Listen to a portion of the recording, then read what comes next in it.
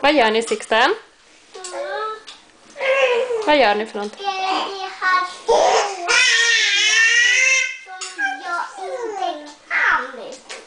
Okej, men vilken tur att du får hjälp av pappa då. Jag har ju monterat många bilar. Ja, Och ljudet är på upptäcktsfärd.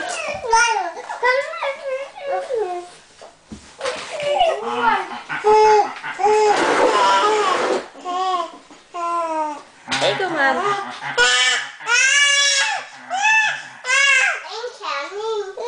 Konstig bil. Så.